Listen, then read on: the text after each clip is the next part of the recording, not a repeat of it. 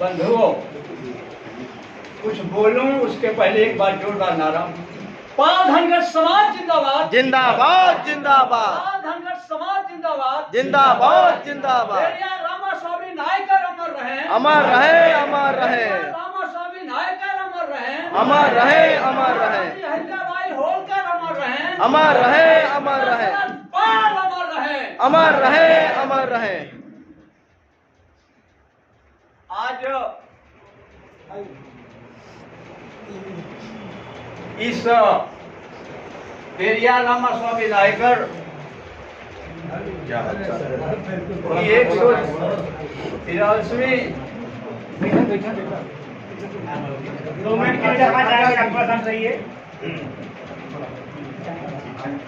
अध्यक्ष जी, हम लोगों के बीच में ओबीसी मोर्चे में बहुत बड़े मसीहा जो काम कर रहे हैं समाज में, डॉक्टर आर एस पटेल साहब आ गए हैं।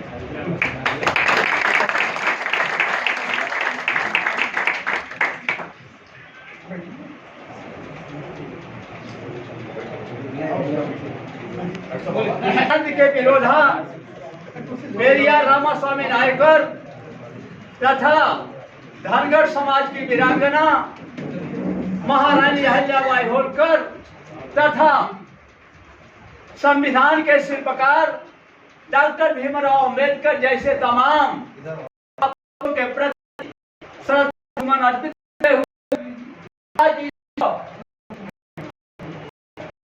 काशी पर जयंती की अध्यक्षता है हमारे परम श्रद्धेय अध्यक्ष जी तथा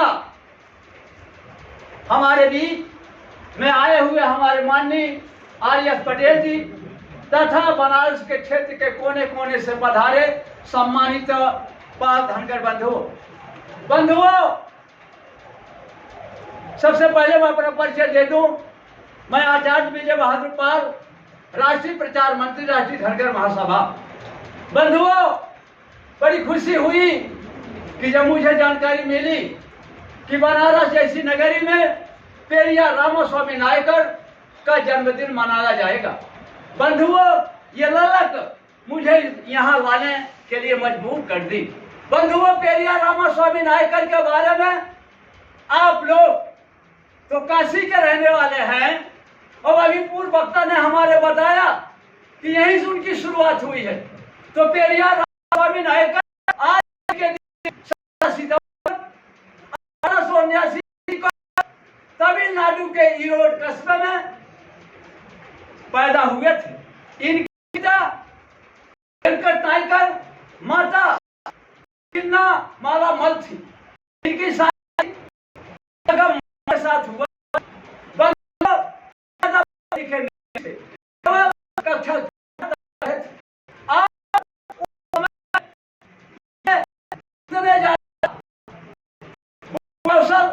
इनके अंदर इतना ज्यादा तर्क करने की शक्ति, इनके अंदर इतनी विलक्षण शक्ति कि अपने आने वाले लोगों से, क्योंकि इनके पिता बहुत बड़े व्यापारी थे, अक्सर इनके यहाँ लोग आया जाया करते।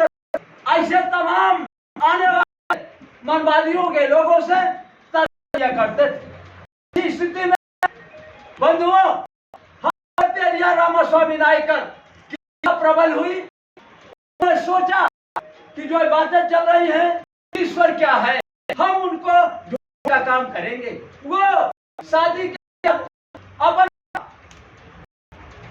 जीवन को ईश्वर की ढूंढने में निकल पड़ते हैं। सबसे पहले वो विजयवाड़ा जाते हैं, विजयवाड़ा के बाद हैदराबाद जाते हैं, हैदराबाद के बाद कलकत्ता पहुंचते हैं, कलकत्ता के बाद इसी काशी नगरी में 1904 को पहुंचते हैं। 1904 ईस्वी में जब पेरियार रामास्वामी नायकर यहाँ ईश्वर की खोज में घूम रहे थे, चारों तरफ चल रहे थे, तो उन्हें उनका धन जो मिला हुआ था घूमने टहलने के लिए वो सारा खर्च हो चुका था।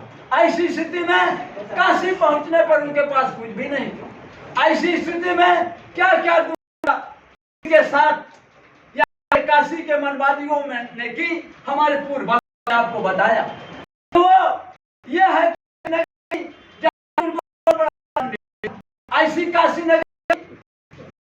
नगरी हमारी महारानी अहिल्याबाई होलकर ने 1777 ईस्वी से लेकर के 1780 ईस्वी में ये यहाँ का काशी विश्वनाथ मंदिर बनवाने का काम किया है।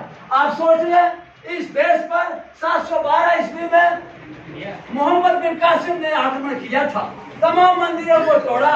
उसके बाद 1000 ईस्वी से लेकर के 1025 ईस्वी तक गजनवी ने आक्रमण किए। सोच लीजिए 1000 से लेकर 1777 में हिंदुस्तान के किसी भी के अंदर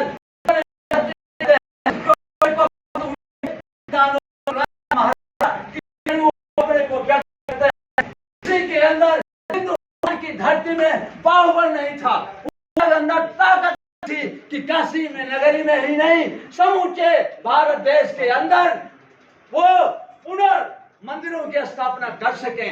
ऐसी स्थिति में हमारे समाज की महारानी अहिल्याबाई होलकर ने काशी में आकर के सन 1780 में ये काशी विश्वनाथ मंदिर का निर्माण कराया। अभी 13 दिसंबर 2021 को हमारे प्रधानमंत्री नरेंद्र मोदी ने जिसका उद्घाटन किया।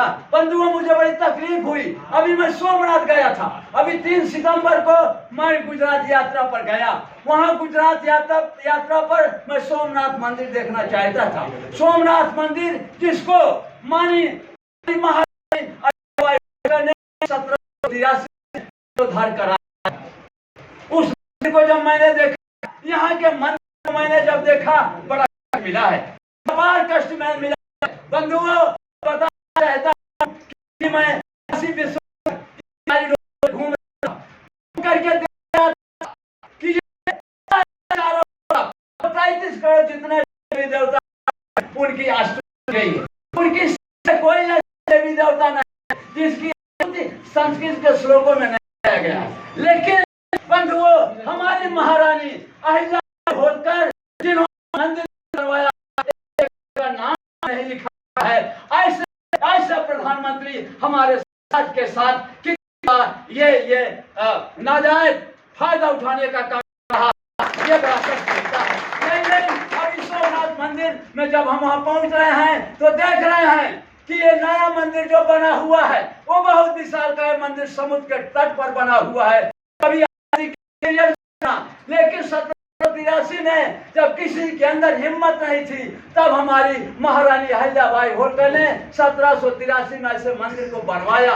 लेकिन आज की स्थिति उसकी बहुत ही नाजुक है। वह कोई साफ सफाई नहीं, कोई पुलिस का पहरा नहीं, कोई भी व्यवस्था नहीं, ये स्थिति आपकी है। तो बंधुओं, आप अपने इतिहास को पहचानो, आप अपने अतीत को समझो कि ये महारानी अहिल्याबाई होलकर ने बीएचयू में 5 लाख रुपए दिया है, अलीगढ़ विश्वविद्यालय को 5 लाख रुपए दिया है, तमाम उन्होंने विश्वविद्यालयों में दान करने का काम किया है। चूंकि इतिहास हमें अपना भूलना नहीं चाहिए। चूंकि डॉक्टर भीमराव अम्बेडकर ने यह ललकार करके तो कहा था कि जिस समाज को मिटाना हो उसके इतिहास को मिटा दो, वो समाज अपने आप मिट जाएगा।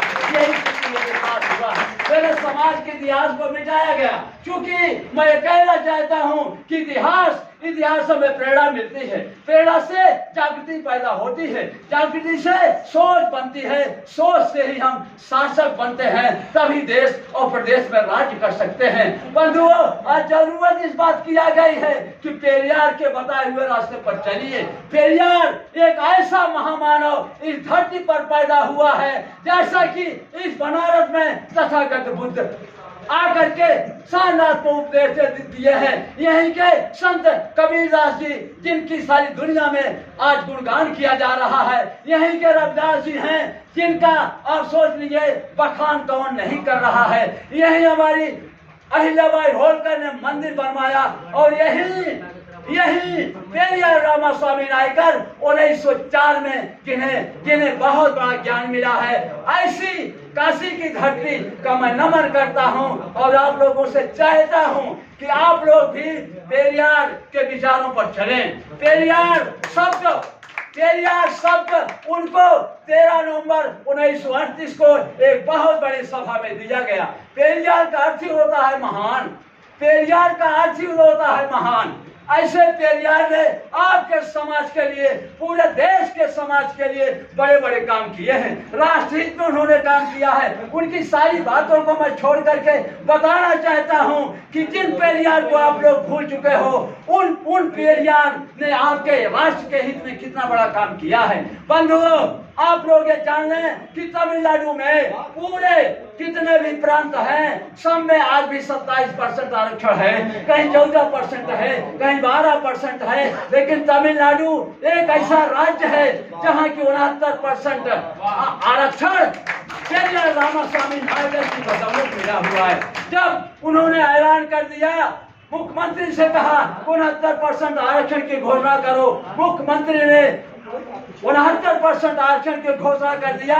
तब पंडित जवाहरलाल नेहरू प्रधानमंत्री को घबराहट पैदा हुई कि यदि तमिलनाडु में 69% आरक्षण मिलता है तो पूरे जितने भी प्रदेश हैं सारे के सारे स्टेट वाले चिल्लाने लगेंगे। ऐसी स्थिति में डॉक्टर भीमराव अम्बेडकर के कथनानुसार तुरंत संविधान सभा बुलाई जाती है। संविधान सभा में पास होता है कि ये जो फैसला लिया गया है इसको अनुसूची 9 में डाल दिया जाए। अनुसूची 9 में डालने का मतलब होता है कि इसके बाद इसकी कोई सुनवाई सुप्रीम कोर्ट तक नहीं होती है, अर्थात तमिलनाडु के बाद और किसी प्रांत को 69% आरक्षण नहीं मिला है। यही नहीं, पेरियार रामास्वामी नायकर के भतीजे अन्नादुराई ने 2 बार मुख्यमंत्री बने हैं, जिन्होंने इस समाज के लिए बहुत बड़े बड़े काम किए हैं। पेरियार रामास्वामी नायकर की बदौलत अभी एक मुकदमा सुप्रीम कोर्ट में चला, जो वो मुकदमा देवराजन बनाम चंपक्कन करके था। चंपक्कन जात का चमार था, देवराजन जात के ब्राह्मण थे। दोनों IAS पास किए। IAS पास करने के बाद वो नियुक्ति चंपक्कन के आरक्षण के आधार पर हुई, लेकिन देवराजन की नहीं हुई। सुप्रीम कोर्ट में जब मुकदमा चला, वहां के जजों ने 5 जजों ने मिलकर के फैसला दिया, किसी भी जात, धर्म, वर्ग, संप्रदाय, भाषा, क्षेत्र, लिंग के आधार पर भेदभाव न किया जाए। इसलिए ये भेदभाव जो किया गया है, मुकदमा वही सुप्रीम कोर्ट इनके विरोध में करते हैं। ऐसी स्थिति में पेरियार रामास्वामी नायकर ने पूरे तमिलनाडु, दक्षिण भारत के तमाम राज्यों में आग लगा दिया। आगजनी शुरू हुई। वो आगजनी की खबर जब जवाहरलाल नेहरू को पहुंची, तब जवाहरलाल नेहरू ने डॉक्टर भीमराव अम्बेडकर को बुला करके पूछा कि बोलो इसमें क्या किया जाए। अगर वो आग दक्षिण भारत की उत्तर भारत में पहुंच जाएगा तो पूरे देश में आग लग जाएगी। ऐसी स्थिति में तुरंत संविधान सभा बुलाई गई और संविधान सभा में पहला अमेंडमेंट, पहला सुधार, पहला अमेंडमेंट हमारे डॉक्टर भीमराव अम्बेडकर के नेतृत्व में पेरियार रामास्वामी नायकर जैसे गडरिया की बदौलत पहला अमेंडमेंट कायम हुआ। इसको 15-4 और 16-4 कहते हैं। अगर उस समय हमारे पेरियार तैयार ना हुए होते तो आज स्थिति आरक्षण में समाप्त हो जाता। ऐसे थे हमारे पेरियार रामास्वामी नायकर। बंधुओं, अभी हम प्रधानाध्यापक थे, मिडिल स्कूल में प्रधानाध्यापक रहे। 2013 में मैंने देखा बड़े बड़े जब सम्मेलनों में, रैलियों में, बाम सेक में मैं जाता था तो लोग हमारे पेरियार का नाम लेते थे, कहते थे कि पेरियार जात के गडरिया हैं। ये बताने वाला अगर कोई था तो हमारे मानवर काशीराम थे। काशीराम की बदौलत पूरे हिंदुस्तान में ये जानकारी मिली है कि पेरियार रामास्वामी जात के गडरिये थे। हमने सोचा कि सारे लोग यादव भगवान कृष्ण की वो जयंती मनाता है, पटेल समाज सरदार पटेल की जयंती मनाता है, ब्राह्मण अपने मनुस्मृति के मनवादियों के बड़े बड़े देवताओं की जयंती मनाते हैं। हम क्यों गडरिया होकर के पेरियार की जयंती न मनाएं। बंधुओं, 17 सितंबर 2013 को मैंने अपने दरवाजे पर पेरियार जयंती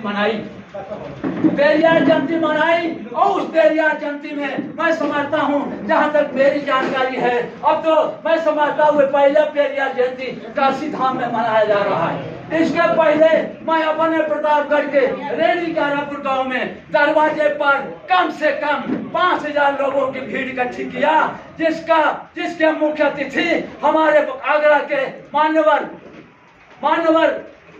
हमारे भारत सिंह बघेल उस समय हमारे बड़े नेता थे, उनको मुख्य अतिथि बनाया। कम से कम दर्जनों जिलों से लोग हमारे उस जयंती समारोह में पधारे। बंधुओं, इतना अच्छा हमारा वो जयंती मनाई गई कि बहुत अच्छा लोग बसों से गाड़ियों से दरवाजे पर मेरे आए। इसको देख करके प्रशासन जग गया। शासन और प्रशासन ने मेरे खिलाफ मुकदमा FIR दर्ज कर दिया। 153A, 148 और 148 और 348 जैसे FIR मेरे खिलाफ दर्ज किए गए। तुरंत पुलिस मुझे पकड़ने के लिए दरवाजे पर आती है, मैं फरार हो जाता हूँ। दूसरे दिन SP और DM के आदेश पर सारे अधिकारी मेरे विद्यालय में आते हैं, मुझे सस्पेंड किया जाता है। सारे पेपरों में बड़े बड़े मोटे अक्षरों में हेड मास्टर विजय बहादुर पाल गिरफ्तार, हेड मास्टर विजय बहादुर पाल निलंबित। ऐसे बड़े बड़े दैनिक जागरण, अमर उजाला, हिंदुस्तान पेपरों में निकलता है, TV पर हमें दिखाया जाता है। तुरंत PSC मेरे दरवाजे पर लग जाती है। 2 महीना